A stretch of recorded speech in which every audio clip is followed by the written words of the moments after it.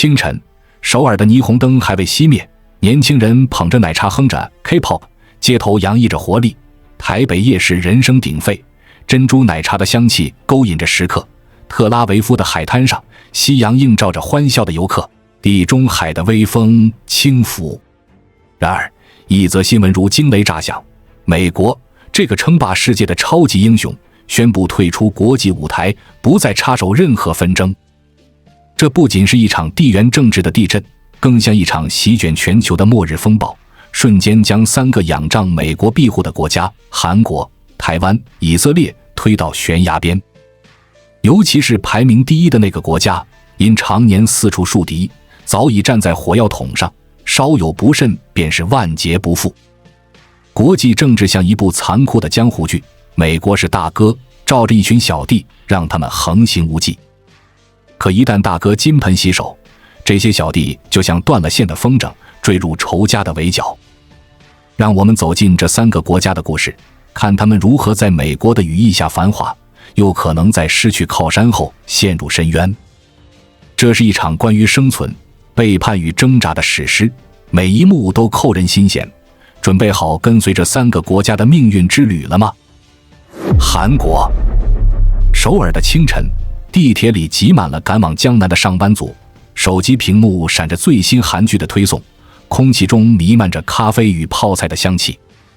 街头大屏上 BTS 的 MV 循环播放，游客举着自拍杆追逐着 K-pop 之都的魅力。突然，电视插播紧急新闻，美国宣布从韩国撤军，彻底退出东亚事务。人群愣住，空气仿佛凝固，有人低声咒骂，有人默默掏出手机，刷着社交媒体的恐慌评论。首尔的霓虹灯似乎在这一刻暗淡了几分。韩国的故事得从1950年代的朝鲜战争说起。那是个腥风血雨的年代，北朝鲜的坦克碾过3-8线，韩国几乎亡国，汉城今首尔沦为废墟。危急时刻，美国率领联合国军杀到，硬生生救下半壁江山。从那时起， 2.8 万美军成了韩国的守护神，驻扎在汉江以南，带着先进武器和核保护伞，用美国的核武威慑朝鲜，让他不敢轻举妄动。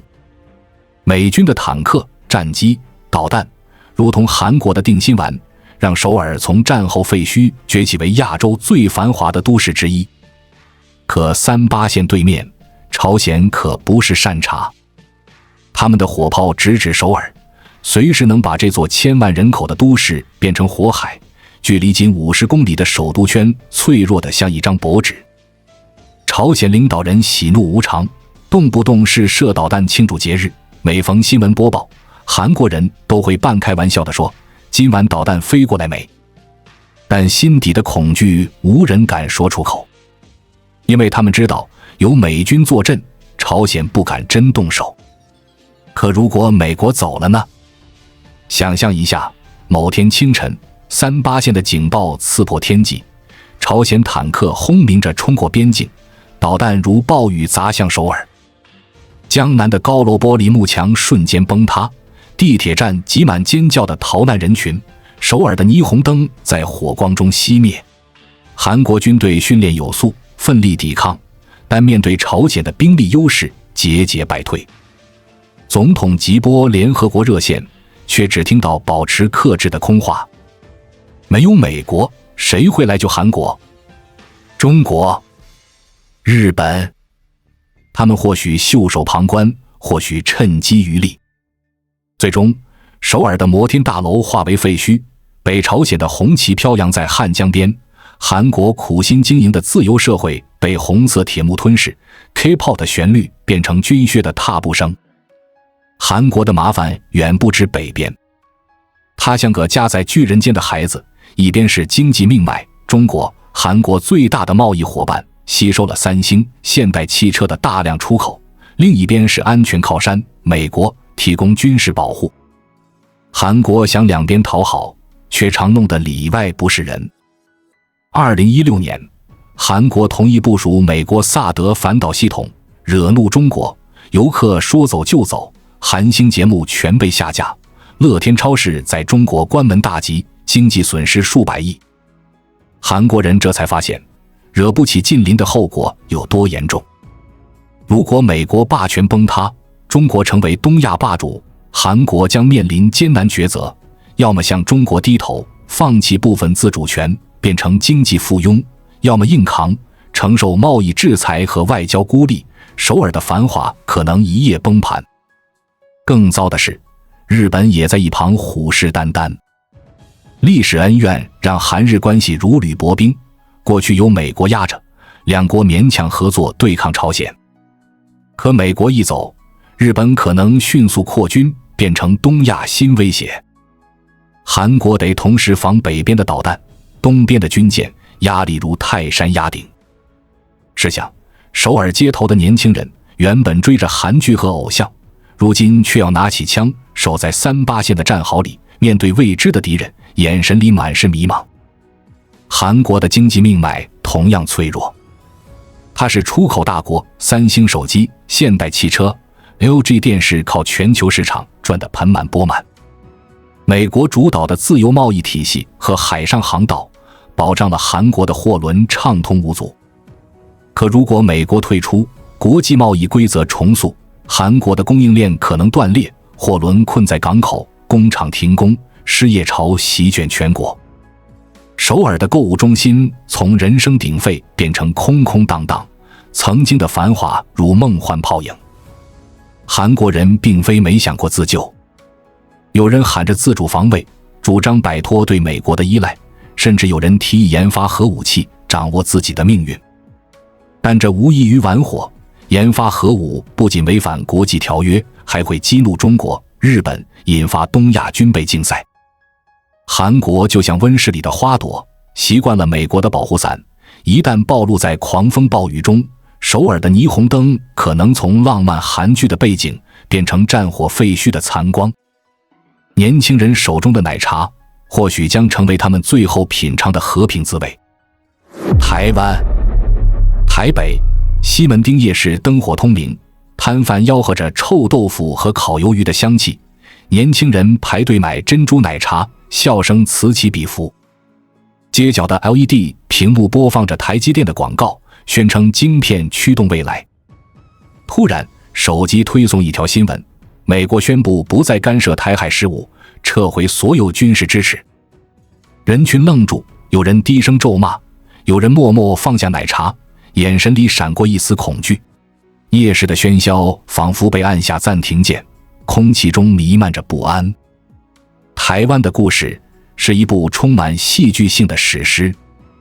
这座因台积电晶片名震全球的小岛，承载着2300万人的自由梦想，却因与大陆的紧张关系，每天如履薄冰。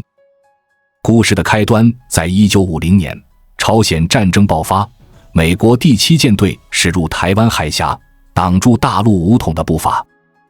1979年，美国与台湾断交，但通过《台湾关系法》承诺协助其自卫，提供 F-16 战机、爱国者导弹等先进武器。1996年台海危机，大陆试射导弹，美国派航母战斗群压阵，硬生生稳住局面。几十年来，美国的军售和外交支持成了台湾的定海神针，让这座小岛在海峡对岸的阴影下依然能绽放夜市的灯火。可海峡对岸的解放军实力让台湾望尘莫及，1500多架战机对300架，海军舰艇数量更是碾压。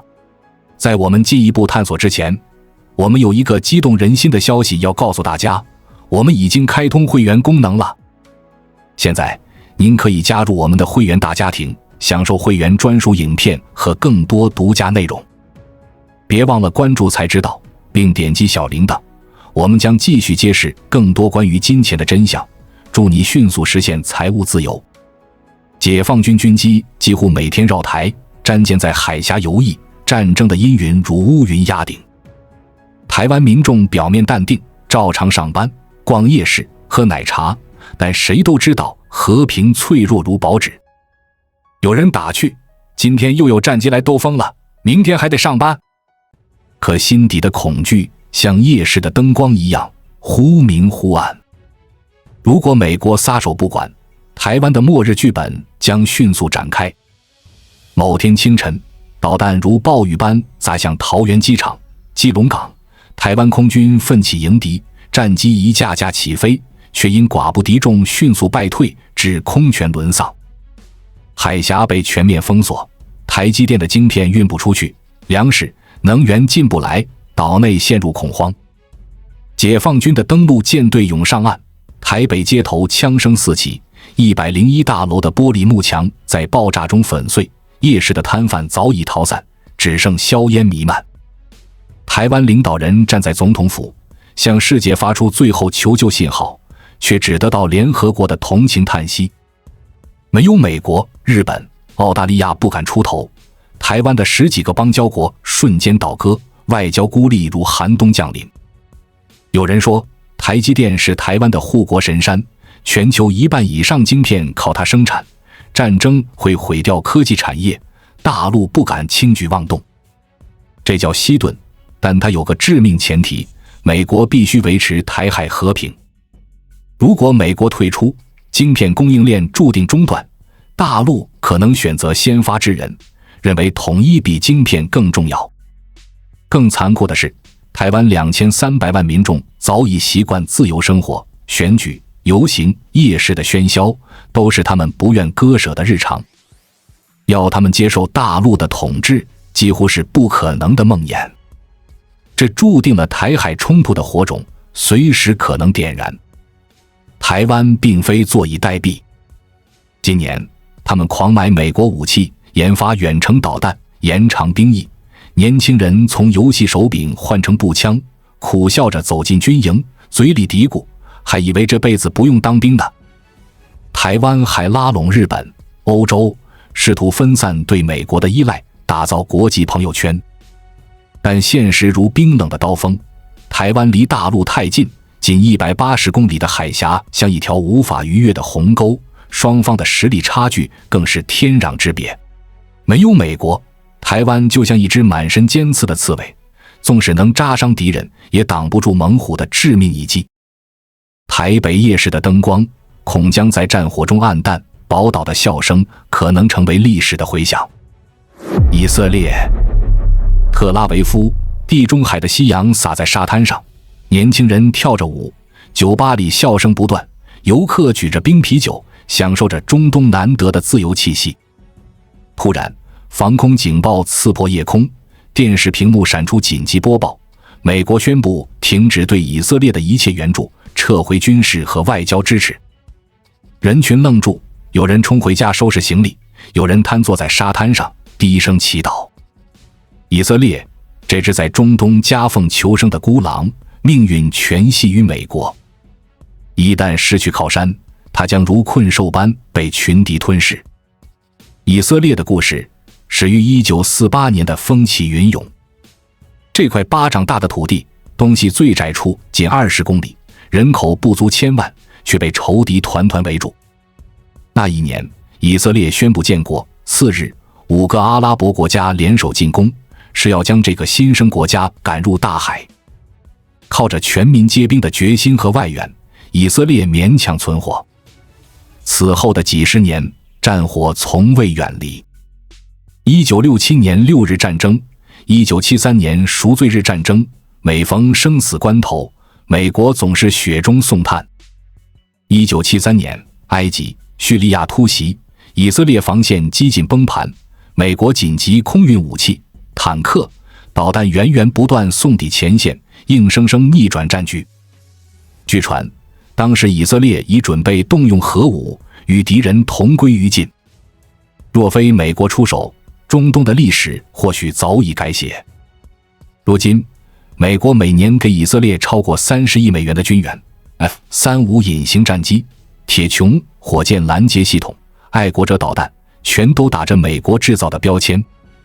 铁穹像一张保护罩，挡住哈马斯从加沙射来的火箭弹，让特拉维夫的居民免于睡在防空洞的恐惧。外交上，美国在联合国为以色列挡刀，否决一切制裁提案，让以色列在中东横行无忌，宛如被宠坏的孩子。但这份宠溺也让以色列养成有恃无恐的性格，强硬对待邻国，仇恨的种子越埋越深。伊朗公开扬言抹去以色列，黎巴嫩真主党、哈马斯虎视眈眈，阿拉伯世界视其为眼中钉。以色列人口不到1000万，对手的总人口却以亿计，堪称以亿敌百。如果美国撤手，以色列将坠入四面楚歌的深渊。某天清晨，黎巴嫩真主党从北边发射数万枚火箭弹，哈马斯从加沙发起进攻，伊朗的远程导弹直指特拉维夫和耶路撒冷。以色列的国防军训练有素，铁穹系统全力拦截，但面对多线夹击，弹药迅速耗尽，防线出现裂缝。特拉维夫的高楼变成废墟，耶路撒冷圣殿山硝烟弥漫，沙滩上的欢笑被爆炸声取代。国际社会冷眼旁观，俄罗斯、中国可能趁机在中东扩张势力，却无人会像美国那样为以色列拼命。欧洲国家或许发表声明呼吁和平，但绝不敢派兵涉足这片火海。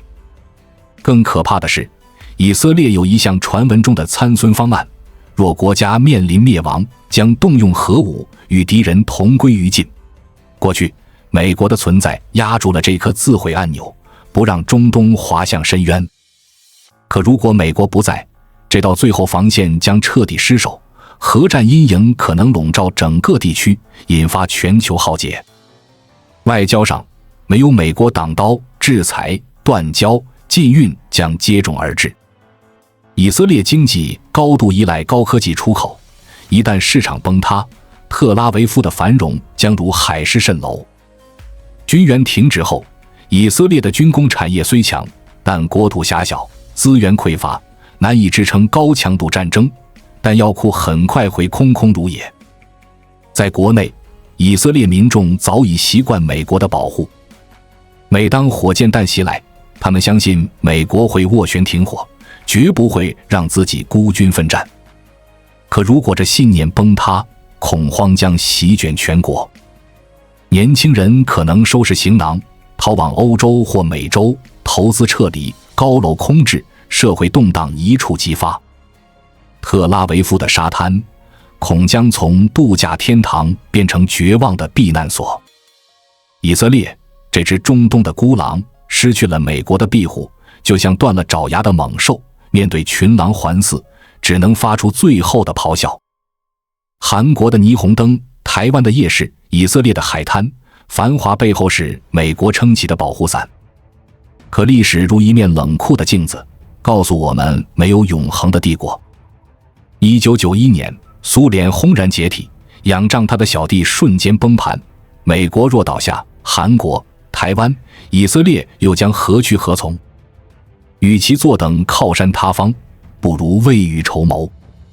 韩国需要外交平衡，缓和与中国的紧张关系；台湾必须强化自卫，打造更强的刺猬防线；以色列得学会与邻国和解，化解仇恨的恶循环。